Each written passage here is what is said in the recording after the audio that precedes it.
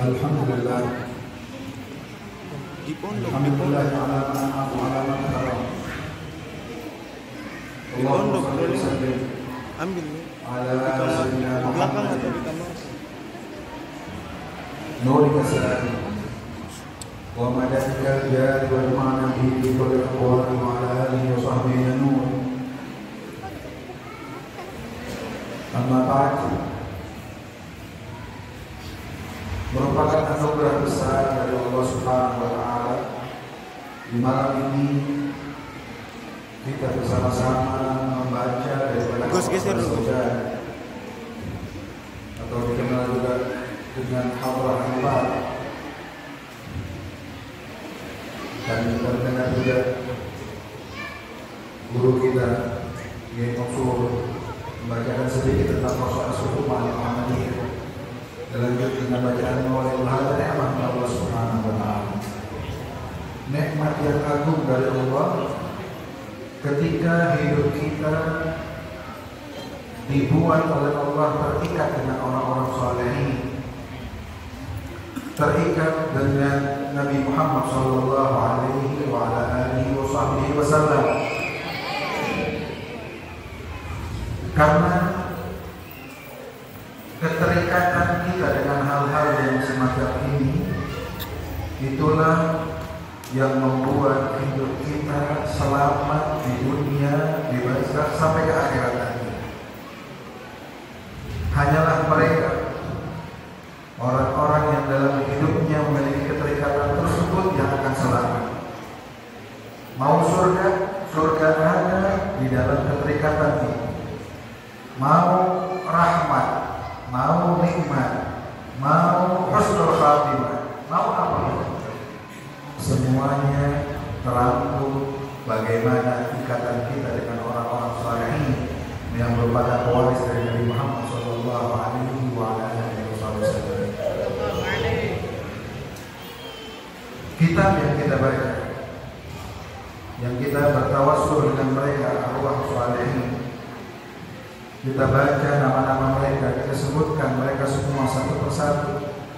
Nama yang begitu agung, nama yang menggetarkan arsy Allah Subhanahu wa Ta'ala, nama para pewaris sempurna dari Nabi Muhammad sallallahu alaihi wasallam, yang mana hidupnya mereka selalu dengan Rasulullah. Keadaan mereka selalu terhubungkan dengan Nabi Muhammad sallallahu alaihi wasallam, sehingga mereka menjadi manusia terbaik di masa tersebut. Mereka menjadi pewaris sejati Nabi Muhammad di masa-masa itu. Dan mereka orang-orang yang nanti Nabi Muhammad sallallahu alaihi wasallam akan menunjukkan bagaimana bangganya Rasulullah dengan mereka. Salah seorang di antara mereka Al-Imam Ahmad Al-Muhajir, Ahmad bin Isa. Ketika beliau dari Basrah, dari Irak sana, beliau hijrah. Awalnya menuju Madinah, lantas beliau menuju Hadramaut, sampai tinggal terakhir di kampung yang bernama Hoseisa, kampung antara kota Tarim dengan kota Sibur di Hadramaut. Setelah beberapa generasi datang di masa tersebut Al-Habib Umar, Abdullah bin Umar bin Yahya. Abdullah bin Umar bin Yahya, beliau ini merupakan keponakan dari penulis kitab Sulamun Taufiq, keponakan dari Al-Imam Abdullah bin Husain bin Tahir. Al-Imam Abdullah bin Umar bin Yahya pernah bermimpi berjumpa dengan Rasulullah. Lantas beliau bertanya, "Ya Rasulullah, apakah kamu senang dengan hijrahnya Ahmad bin Isa Al-Muhajir dari Hadramaut, dari Basrah, dari Irak sana ke Hadramaut?" Nabi ditanya demikian oleh Habib Abdullah bin Umar bin Yahya. "Senang gak kamu? Suka gak kamu?" Karena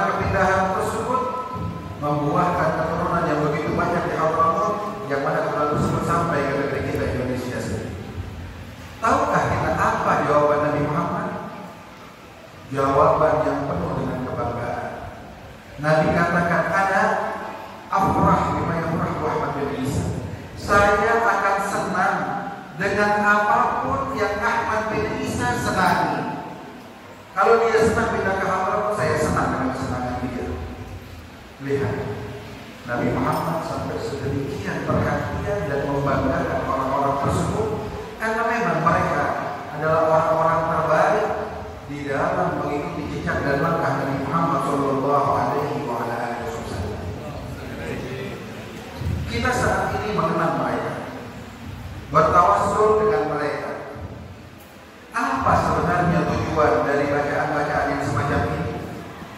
Benar, tujuan utama dari kita adalah agar kita mengenal mereka dan mereka pun mengenal kita. Tatkala kita saling kenal dengan mereka, walaupun mereka banyak yang di antara semua mereka ini sudah meninggal, sudah tinggal di alam barzakh, namun kita meyakini kalaulah mereka para auliya shalihin, sebagaimana Nabi Muhammad Shallallahu Alaihi Wasallam, bahwa arwah mereka adalah arwah yang mutlak, arwah yang diberikan kebebasan oleh Allah Subhanahu Wa Taala, sehingga kedudukan mereka yang mereka dapatkan tatkala mereka di dunia ini, ketika mereka masuk ke alam barzakh, kedudukan tersebut bertambah besar dan tinggi lagi di sisi Allah Subhanahu Wa Taala.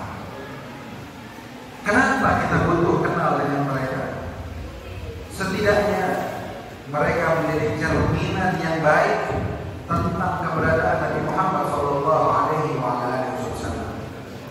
Sehingga orang-orang yang ingin mengenal Rasulullah, yang ingin tahu bagaimana pola hidup Nabi Muhammad, mereka bisa menelaah orang-orang yang lebih dekat dengan mereka, sehingga lebih terlihat lagi bagaimana kondisi Rasulullah Shallallahu Alaihi Wasallam. Bahkan mereka pun banyak yang masih ada di antara kita, para guru-guru kita, para orang-orang besar yang kita kenal selama ini. Beliau Kiai Mansur diberikan anugerah besar oleh Allah Subhanahu Wa Taala tatkala bisa berhubungan dengan pewaris Rasulullah. Beliau belajar dengan Al-Allamah Kiai Zubair, di antara manusia yang benar-benar mengikuti jejak dan langkah Nabi Muhammad Shallallahu Alaihi Wasallam. Kita mungkin terlambat untuk mengenal Kiai Zubair. Baru di akhir usia beliau kita kenal siapa beliau. Sampai karena Allah cinta dengan orang-orang yang semacam ini, meninggal pun dia boleh pilih mau meninggal di mana. Sampai beliau pilih di tempat meninggal begitu indah, di Makkah Mukarramah, dekat dengan Sayyidatina Khadijah, manusia yang beliau selama hidupnya mengingatkan hubungan yang baik dengan Sayyidatina Khadijah. Walhamdulillah kita mengenal Kiai Mansur di tempat ini. Ada nikmat Allah Subhanahu Wa Taala, itu yang akan menghubungkan kita dengan orang-orang besar sebelum kita. Itu yang akan menghubungkan kita dengan orang-orang yang kita bacakan nama-nama mereka di majlis yang semacam ini. Di antara mereka Syekh Masyayikhna Al-Imam Abdul Qadir bin Ahmad As-Sakaf. Orang di masa sekarang ini baru meninggal 45 tahun lalu. Orang yang mana tatkala siapapun melihat orang tersebut terkenal Rasulullah. Itu sampai pernah guru kami yang paling jujur namanya, beliau cerita, itu pernah saya satu mobil dengan Nabi Abdul Qadir sekarang hadir acara di Jeddah, di rumah satu orang hadir acara di sini. Padahal Abdul Qadir sudah sembuh, hadir di tempat tersebut. Akhirnya setelah hadir, setelah majelis, maka setelah makan bubar, orang pemilik rumah nganterin Abdul Qadir, diantar menuju mobilnya. Diantar menuju mobilnya. Sampai diantar menuju mobilnya, terus orang ini bicara dengan Abdul Qadir.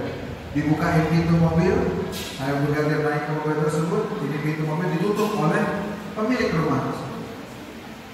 Lalu dia berbincang dengan Abdul Qadir, minta doa, ya, minta banyak yang dibicarakan di tempat tersebut. Akhirnya setelah perbincangan yang panjang tersebut di atas mobil, orang itu di luar mobil pergi jalan ke Habib Al-Ghadir. Ketika jauh dari rumah itu, Al-Habib Al-Ghadir bilang dengan guru kami, saya Ali bin Abdul Rahman Al-Ghufri, bilang, ya Ali, tolong turun, berhenti mobilnya, berhenti di pinggir jalan. Ya Ali, turun. Kenapa Habib? Coba buka pintu mobil, rasanya tangan saya kejepit di pintu mobil itu. Al-Habib Ali bin Abdul Rahman Al-Ghufri ketika buka pintu mobil menangis beliau, melihat darah yang mengucur begitu banyak dari jemari yang Habib Al-Ghadir bin Ahmad Segaf. Beliau adalah pewaris sejatinya Rasulullah di masa tersebut.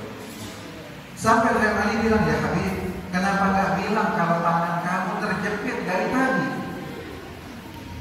Apa kata beliau? Tidak ya. Karena kalau saya bilang tangan saya terjepit dari tadi, bagaimana penyesalan tuan rumah atas apa yang dia lakukan walaupun dia tidak sengaja. Inilah warisan Nabi Muhammad SAW.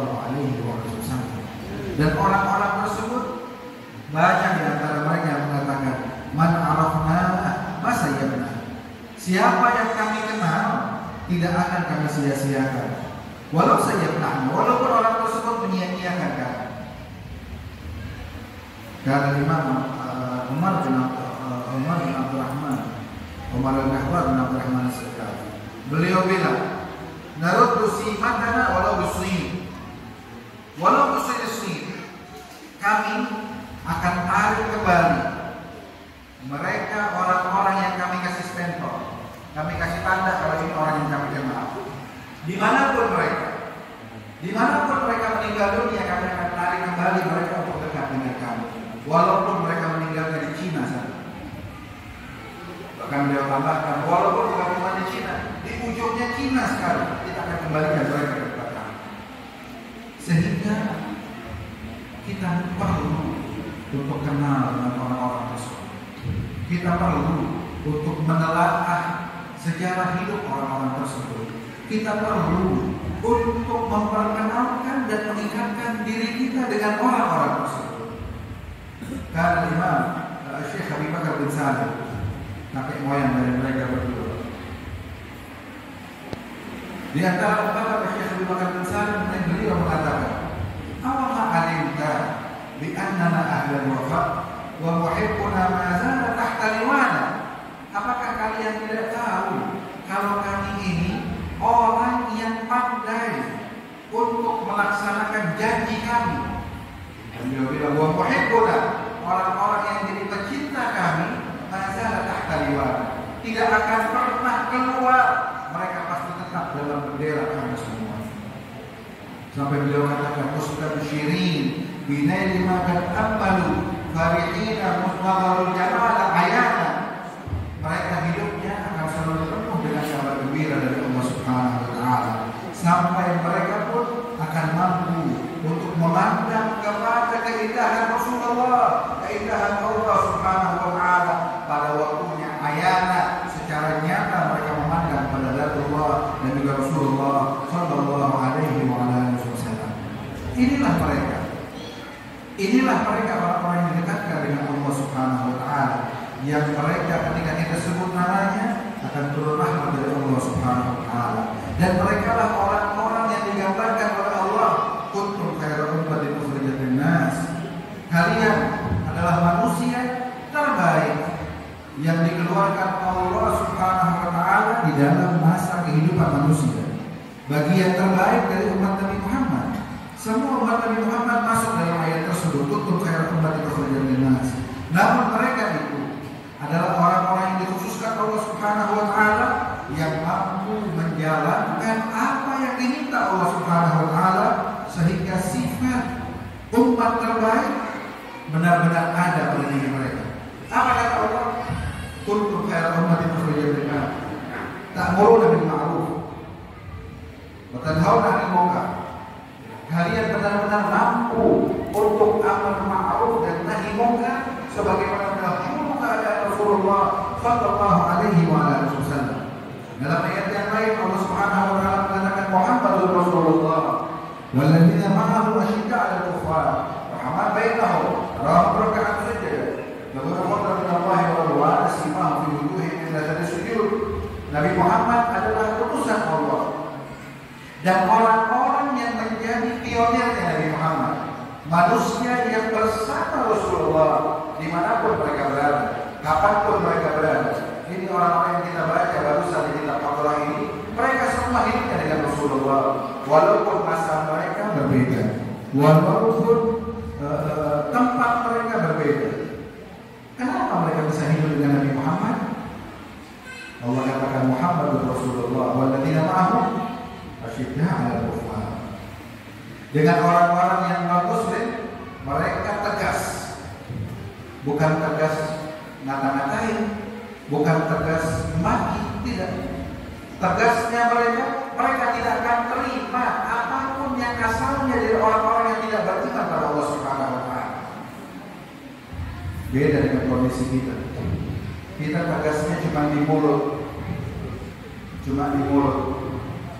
Tapi kalau sudah ada acara kawinan, adat siapa yang kita pakai? Adat siapa yang kita pakai?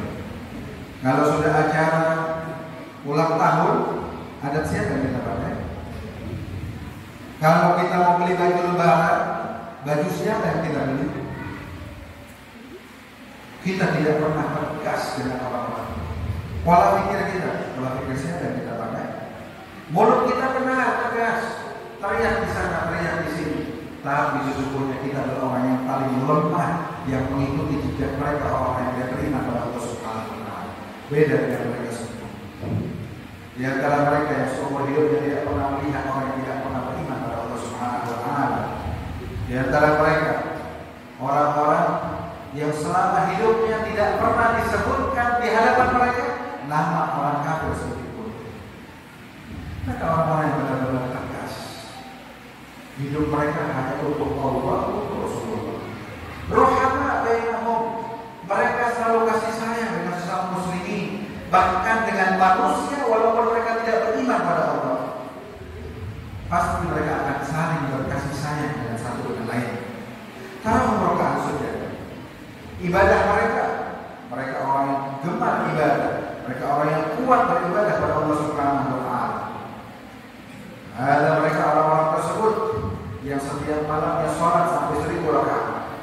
Orang-orang tersebut yang berzikirnya mengucapkan la ilaha illallah paling tidak sehari semalam dengan 25.000 kali, ada yang 100.000 kali. Mereka orang-orang tersebut ada orang-orang yang membaca Al-Quran tiap hari, khataman Quran. Ada yang sampai 3 atau 4 kali khataman Quran dalam sehari, dan sampai 8 kali dalam sehari. Mereka orang-orang yang benar-benar menunjukkan ubudiyah yang indah pada Allah Subhanahu wa taala. Tahu Quran sudah. Yabtaguna fadlan min Allah wa ridwan. Mereka mengharapkan anugerah dari Allah. Mereka menginginkan ridha dari Allah. Ridwan min Allah, keridhaan Allah Subhanahu wa taala. Hingga dengan sifat tersebut mereka menjadi orang-orang yang hidupnya bersama Nabi Muhammad. Allah Subhanahu wa taala mencirikan mereka. Apa kata Allah? Simahum fi wujuhihim min athari sujud. Kalau kita melihat mereka, kita akan melihat bekas ketundukan mereka kepada Allah jelas sekali di wajah mereka. Sehingga wajah tersebut wajah yang mengingatkan kita kepada Rasulullah Sallallahu Alaihi Wasallam. Itu sahabat cerita bahwa Nabi Muhammad SAW itu manusia yang paling banyak tersenyum pada orang lain. Bahkan banyak di antara mereka mengatakan tidak pernah Nabi Muhammad melihat saya, memandang saya, melainkan pasti dia tersenyum. Sampai tiap hatinya sahabat merasa dia adalah orang yang paling banyak mendapatkan senyumnya Rasulullah Sallallahu Alaihi Wasallam. Para pewarisnya Nabi Muhammad, orang-orang yang hidupnya bersama Rasulullah, kita pun melihat hal yang sama.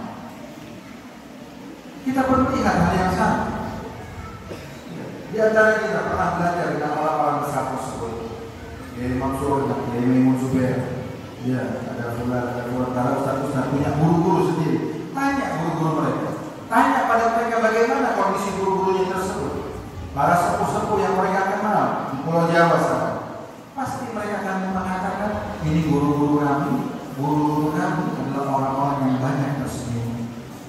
Tidak pernah marah kecuali memang dia harus marah karena Allah. Marah karena Allah. Itu kami ingat. Itu di dalam mushaf. Itu Umar pernah teriak, marah. Itu sampai satu dalam mushaf terdiam mendengar suara Umar. Kenapa beliau marah? Karena beliau turun dari kantornya menuju musola. Di saat itu di musola sudah siap-siap mau qomat. Ya udah mulai baca tasbih. Ya subhanallah, subhanallah, subhanallah. Sebentar lagi akan qomat sholat. Beliau dari kantornya ke musola tersebut melewati tempat wudu. Di tempat wudu beliau masih mendapati beberapa teman-teman kami yang masih ngantri wudu. Lagi ngantri, mereka berbicara, ada yang bercanda, ada yang melihat itu marah dengan semarah-marahnya. Sampai beliau katakan, kalau kalian tidak punya penghormatan terhadap Allah, kapan kalian akan berhasil dalam mengambil ilmu yang berasal dari Allah Subhanahu wa Ta'ala? Marahnya mereka karena Allah. Tapi selain itu, yang ada hanya hikmah dari mereka, hanya keindahan dari mereka. Persis sebagaimana dahulu Nabi Muhammad SAW. Sehingga siapapun yang berhubungan dengan mereka pasti beruntung. Itu ada satu orang murid daripada Al-Imam Abdullah bin Ali bin Fatih dan Muhammad bin Ali al-Arabi. Ini murid kesayangan, dekat dengan guru. Itu dia bilang, nanti saya maunya saya meninggal duluan. Saya meninggal duluan, yang mandiin saya Habib. Dia bilang sama guru. Kata gurunya, ya sudah, saya minta sama Allah yang meninggal sama duluan. Benar, meninggal duluan ya Allah. Dimandikan. Setelah itu dikuburkan. Setelah keluar dari kuburan gambar, dari penguburan, ada Imam Abdullah Ba'alawi ketika mau keluar dari pintu gerbang penguburan tersebut, beliau terdiam menoleh ke arah kuburan muridnya tersebut, mengucur keringat yang begitu deras dari diri beliau. Puncak beliau sampai orang-orang melihat itu ada apa? Kenapa? Apakah dia sakit? Sampai akhirnya beliau tersenyum dan pulang keluar. Akhirnya orang-orang bertanya, ya Imam, ada apa? Dia bilang, saya tadi kaget. Ketika kita keluar, saya mendengar ini murid saya didatangi malaikat. Malaikat tanya, man rabbuka, ma dinuka, ma qiblatuka, ma nabiyuka. Ditanya oleh malaikat, ini orang saya dengar menjawab, dan man rabbuka, dia jawab Abdullah al-Alim. Ditanya, siapa Tuhanmu? Tuhan saya Abdullah al-Alim. Siapa nabimu? Nabi saya Abdullah al-Alim. Di mana kiblatmu? Kiblat saya Abdullah al-Alim. Semua jawabannya nyebutin nama saya. Saya takut terjadi apa-apa dengan orang ini. Sampai saya pun terdiam. Malaikat pun bingung. Ini orang jawabnya salah, tapi yang disebut nama orang saleh. Mau disiksa, nggak pantas disiksa. Cuma memang dia menjawab karena ketakutannya keluar kalimat Abdullah al-Alim. Akhirnya malaikat menghilang dari kuburan tersebut. Selang berapa lama datang lagi ke kuburan itu dan menyatakan Allah Subhanahu wa Ta'ala memberikan salam untukmu jenazah itu dan juga untuk kekasihmu Abdullah al-Alim. Baru saya dengar itu saya tenang. Alhamdulillah ini murid saya selamat dari fitnah kubur pertama daripada malaikat Allah Subhanahu wa Ta'ala. Ini menunjukkan bahwa apa yang mereka dapatkan dari Allah, buah dari usaha mereka mendekat kepada Allah Subhanahu wa Ta'ala, tidak pernah hilang bagi mereka. Bahkan kedudukan tersebut akan lebih menjadikan sempurna nanti di yaumil qiyamah tatkala kita dihadapkan di hadapan Allah Subhanahu wa Ta'ala. Sampai kan Syekh Rabi' Umar bilang, itu nanti di hari kiamat kan Imam Abdurrahman As-Sadiq punya anak 13. Beliau punya anak 13. Kata Umar, nanti kita di yaumil qiyamah, mudah-mudahan kita melihat mereka semua, kita akan bingung siapa di antara mereka yang paling tinggi kedudukannya di sisi Allah Subhanahu wa taala. Karena mereka ternyata seluruhnya tinggi kedudukannya di sisi Allah. Sampai Imam Syawwaf membuat sebuah gubahan syair tentang mereka, putra-putra dari Imam Abdurrahman As-Saddam. Beliau katakan, Mithlul Junaid asgharuhum, yang kedudukannya paling kecil, putranya Imam Abdurrahman As-Saddam kayak Imam Junaid Sayyidul Ba'in. Itu yang paling rendah kedudukannya. Gimana yang lain? Mereka di sisi Allah Subhanahu wa taala. Itu baru satu orang, dua orang yang kita sebutkan. Bagaimana dengan orang-orang yang disebutkan di dalam kitab ini? Radhiyallahu anhum ajma'in. Mudah-mudahan kita menjadi orang-orang yang dekat dengan mereka, sehingga dikatakan hadrah yang kita baca ini setiap hari Selasa atau malam Selasa. Hadrah ini dikenal, ya, ada baik syair dalam hadrah tersebut dikatakan di hadratil qawliyud wa ba'duha yawm al-thurur bihattafat 'anna al-maw'ud min hina al-ghasili. Ini hadrah, ya, ini tawassulnya orang-orang besar, orang-orang yang diagungkan Allah Subhanahu wa taala, yang dibaca di hari Selasa, malam Selasa, hari Selasa pagi, siang, sore, sehari Selasa tersebut. Dikatakan bihattafat 'anal mu'ud, dengan bacaan hadrah ini, ya, segala kesulitan bakal dihindari oleh Allah Subhanahu wa taala, segala hajat bakal diberikan oleh Allah Subhanahu wa taala. Kapan Allah berikan qabul terhadap hajat kita? Kalau mau baca hadrah ini, sebelum baca hadrah sudah qabul. Dikatakan min hina bighafilin, tatkala kita keluar rumah untuk baca hadrah ini, segala hajat kita dikabulkan Allah Subhanahu wa taala. Kenapa bisa begitu? Belum baca, baru mau baca sudah dikasih oleh Allah Subhanahu wa taala. Karena yang kita mau bacakan nama-nama mereka adalah orang-orang yang dikenal oleh Allah Subhanahu wa taala, orang-orang yang kalau disebutkan namanya, pintunya Allah terbuka seluruhnya. Disebutkan yang dari Rasul-Salihin, Tanzilur Rahmah. Jika menyebut nama kaum salihin, akan turun rahmat dari Allah Subhanahu wa taala. Mudah-mudahan Allah Subhanahu wa taala berikan qabul pada kita semuanya dan menjadikan kita menjadi orang-orang yang bisa mengambil manfaat dari bacaan hadrah kita ini, menjadikan kita lebih dekat dengan para salihin, menjadikan sifat-sifat mereka ada pada kita, menjadikan keadaan hidup mereka tertular dengan keadaan hidup kita semua. Amin ya rabbal alamin. Kita doakan Kiai Mansur, mudah-mudahan segala hajat beliau dikabulkan Allah Subhanahu wa taala. Baik hajat keluarga beliau, anak istri beliau, dan juga hajat beliau untuk para santri-santri di sini.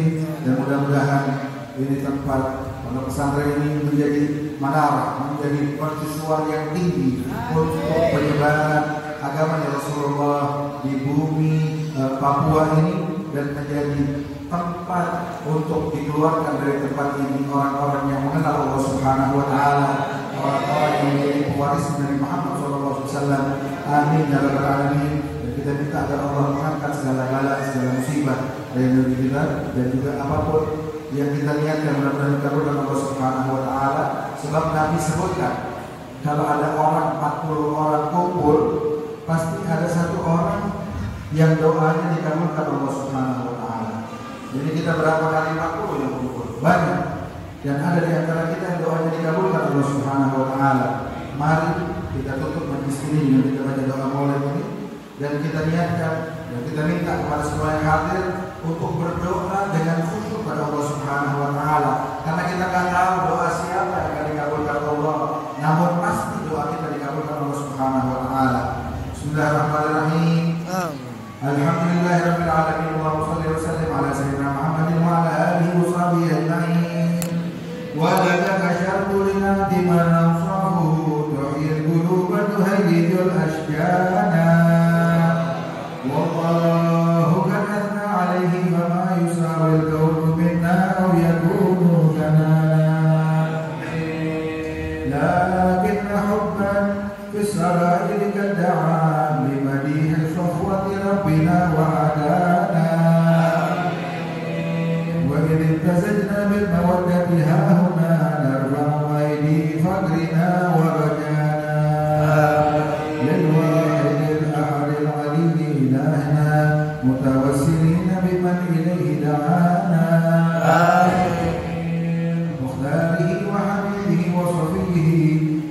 الوجود به الإله حبانا آمين يا ربنا يا ربنا يا ربنا بالمصطفى البناء دعوانا آمين ربنا يا دخرنا في هذه الدنيا وفي أخرانا آمين أرنا بفضلك أصلح لنا الأحوال واغفر ذنبنا ولا تؤاخذ ربي إن أخطأنا واسلك بنا في نهج طه المصطفى ثبت على قدم الحبيب خطانا أرنا بفضل منك طلعة أحمد في بهجة عند الرضا ترعانا واربط به في كل حال حبلنا وحبال من ودى ومن والانا والمحسنين ومن أجاب رداءنا وذوي الحقوق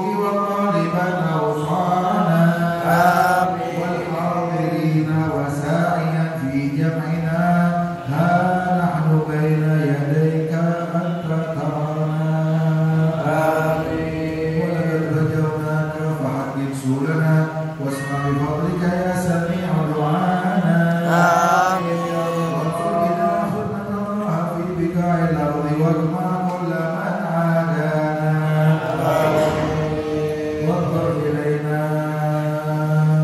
واغفر إلينا واسقنا كأس الهنا واشفي وعافي عاجلا مرضانا واقضي لنا الحاجات واحسن ختمنا عند الممات واصلح عنا عقبانا يا رب فاجمعنا واحبابا لنا في دارك الفردوس يا رجوانا يا رب واجمعنا واحبابا لنا في دارك الفردوس يا رجوانا يا رب واجمعنا واحبابا لنا في دارك الفردوس يا رجوانا المصطفى صل عليه وآله ما حرك الريح الصباح غصانا سبحان ربك رب العزة عما يصفون وسلام على المرسلين والحمد لله رب العالمين بسر الفاتحة بالله من